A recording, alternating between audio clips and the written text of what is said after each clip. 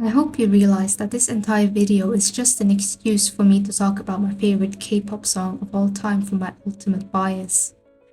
The year is 2018 and BTS had just wrapped up the Love Yourself trilogy with the repackaged album Love Yourself Answer.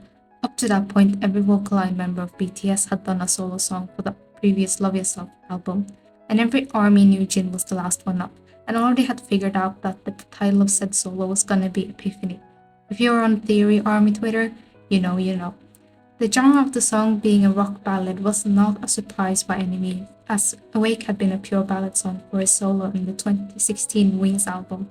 And yet it was an unexpected solo because of how good it was, and dare I say without any shame, a masterpiece. The song incorporated elements of soft rock and upbeat ballad and fit perfectly into the transitions that was Awake, a pure emotional ballad song, Epiphany, a more upbeat but still emotional rock ballad, and the last one, Noon, a rock pop song and a love letter to armies and his solo in The Map of the Soul. Just to preface this, I'm not an expert at all when it comes to music, production, and songwriting, and this entire review is purely based on my own opinion, the English translation of the song, how I interpreted the message, lyrics, and music, and what I found online. The instrumental for Epiphany starts off simple with a piano playing that has a dramatic melancholic feel to it. It already tells you it's going to be a very emotional and heartfelt song. As it keeps going, you think the song is going to build up, but then it just hits a pause, and the song gets deeper, and it feels as if time is getting slower. The guitar kicks in and it still feels like time is moving slow. When the chorus hits, there's a beautiful harmony of the guitar and piano, and it almost gives a fairy tale presence to it. The song remains simple throughout, as the focus is mainly on Jin's vocals, but that doesn't mean the instrumentals are meaningless. They help elevate the song to further across the message that I will get into in the next segment. As I was listening to the instrumental, I kept thinking it reminded me of what you'd hear in the ending credit to a movie. Once the climax has been reached during the bridge, the song is once again returning to how it started, leaving us in the same melancholic feeling that we began the song with. The first verse in Epiphany starts off with the narrator pointing out the absurdity in being so in love with someone that they end up changing who they are, adapting to the person they love, and quite literally living their life for them. It's so evident in the lyrics such as "so weird," "loved you so much," and "I wanted to live my life for you." Their narrator then continues on admitting that this act that they keep doing to please the one they love is tormenting them inside, and how there's a smiling mask that hides their narrator's real self, and how they're now ready to reveal myself inside the smiling mask I reveal entirely. What I love about this slight ambiguity in this part is that it doesn't have to necessarily be about a romantic partner. It could be about your friends and family too, and the idea of being so unsure of how the real you will be perceived that you end up masking yourself behind a persona that you know they would rather like. But already from the beginning, the narrator already establishes a very deep sense of self-awareness, and how they know that mask is killing them inside, and how there's a need to drop that mask, that persona. The chorus kicks in with the lyrics, "I'm the one I should love in this world" in English, which could be a reference to how, now that the smiling mask is off, the narrator is ready to love themselves for who they are. The narrator describes how there's a shining, precious soul inside of them, and realizing that treasuring that soul means to love oneself. Unlike a lot of self-love anthems, Epiphany isn't about loving your body, your appearance, or the outside self, but your inner self. And personally, I think the not so perfect but so beautiful part isn't about one's looks, but the precious soul that was mentioned earlier. The second verse has the narrator admitting fear but knowing that they have to keep going forward, and that they're ready to meet the one they love as who they are and not who they think that person would hypothetically love them for, with lyrics such as "I'm shaking and afraid, but I keep going forward, and I'm meeting the real you." Later, the narrator is in a puzzled state, wondering why they were even hiding their true selves to begin with, and what they were so afraid of. The possibility of the one they love being so disillusioned with the narrator, the sense of security of pretending to be someone the narrator would be loved as, rather than taking the gamble. I believe it's both. And back to my point about how it could also relate to family and friends. We don't want to disappoint the people we hold dear in our lives, so that fear, even if it's unfounded, unknown, it keeps us shackled. I feel an almost self-deprecating sarcasm from it, like why would I hide my precious self like this, as if the narrator is saddened it took them this long to realize.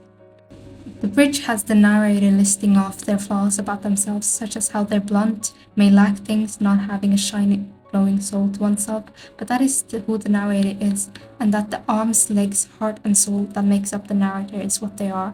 They may not be perfect, but they have themselves. It comes across as something you'd say to yourself in a mirror, giving a body neutrality mindset, but for the soul.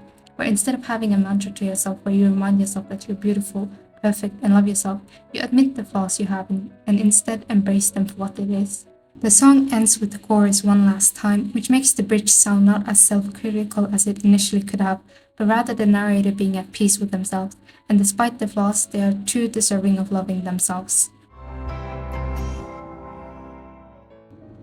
The music video starts off with grey and white visuals and Jin sitting on the couch with another version of himself leaving the house, illustrating the greyness the smiling mask brings into his world, which is quite ironic with the name. Playing a cruel game on Jin, as Jin heads out to the back to put on a jacket, while another version of him sits by the window in a defeated stance. He puts on the jacket and color slowly starts to return right during the chorus, symbolizing that the act of dropping the mask not only freed him, but also gave color to his life, which was missing. He checks himself in the mirror and heads out. There's pouring rain on Jin as he keeps going, which I think is a reference to the fear that exists while you keep trudging forward that was being mentioned. Jin embraces the rain, like the rain represents the flaws and what made him real, and that's what's pouring down, and he's now embracing it. A drenched Jin returns and there's another Jin sitting on the couch, in a similar fashion to the beginning. He then heads to the back and puts on the jacket once again. It feels like he's stuck in an everlasting cycle that continues on, the cycle of learning how to love yourself even despite the flaws, and how it isn't as linear as we hope it is. It's a journey that has its progress and regress, and that the entire journey can feel like a cycle that repeats itself. The last scene in the music video is a shot of BTS from the onstage prologue, if I remember correctly. I would say Epiphany is an integral part to Love Yourself's ethos because it's the conclusion to what the Love Yourself series explored, the epiphany to what they were searching for, to love oneself. Throughout the trilogy, BTS explored themes such as the thrill of being in love and being convinced you're meant to be, in Love Yourself, Her, and DNA, the angsty, heartbreaking part of love being fake and of yourself tear, and the answer one finds after finding peace in loving yourself, and how you can't love anyone without loving yourself and love yourself answer. It tells a coming of age story in 3 parts, and the conclusion is within introspection. And further into the tracks themselves in Love Yourself, BTS also explored other topics such as the unhealthy love and the parasocial relationship between a fan and artist in Pete the Piper, the self-hyped diss track Mic Drop about all the obstacles they faced but how they're winning in the end, the capitalistic hellscape and never-ending consumerism that is killing society with no escape in Go-Go, Save Me that tells about a narrator wishing for someone to save them before they fall, and looking for an escape from the struggles in life, whilst having a hopeful but desperate outlook, and all of that was in Love Yourself, Her alone. Love Yourself 2 continues on with an angsty and world-crushing heartbreak in realizing the love you had with someone wasn't real or meant to be, the truth untold that describes BTS's fear and insecurity of letting go of their mask and showing their true selves because they don't want the other to know, and based on the Smeralda Flower, a story about the love that was meant to be. Unpan Man that describes BTS as the Japanese cartoon hero Unpan Man, whose powers comes from giving a part of himself away to others, and how it represents BTS getting their love and support from giving away themselves, even with the daunting deeper feeling that there might be a day where there isn't more to give. Outro Cheer was a track written during a time when BTS were almost considering not renewing their contracts and breaking up. RM explained that it was written about the members and tells a reflection of what it means to love someone and the difficult goodbyes in a breakup. And lastly, Answer that was a repackage but also had new tracks such as Idol that was about BTS not caring about being labeled as idols or artists because at the end of the day they are themselves and have found a self-acceptance in their career and the position in the industry. I'm fine that is the answer to the song Save Me, where they don't need someone to save them anymore and found solace in themselves and now paving their own path, which is also a message that you see in the fake love music video. And lastly, the trivia songs, which were Rapline solo songs, and included RM's Trivia Love, Suga's Trivia Seesaw, and J-Hope's Trivia Just Dance that expose various kinds of love and its importance to the rap line.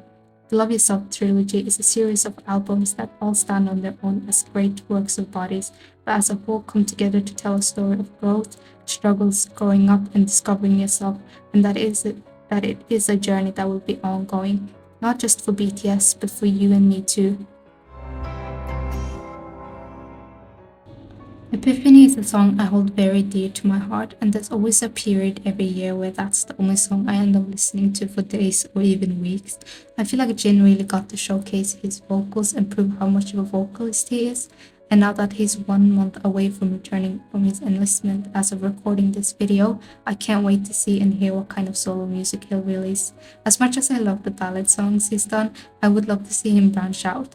Either way, I've never been disappointed when it comes to his music.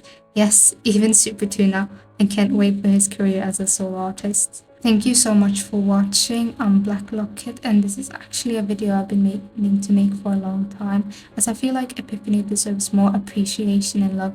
Again, thank you for watching. Bye!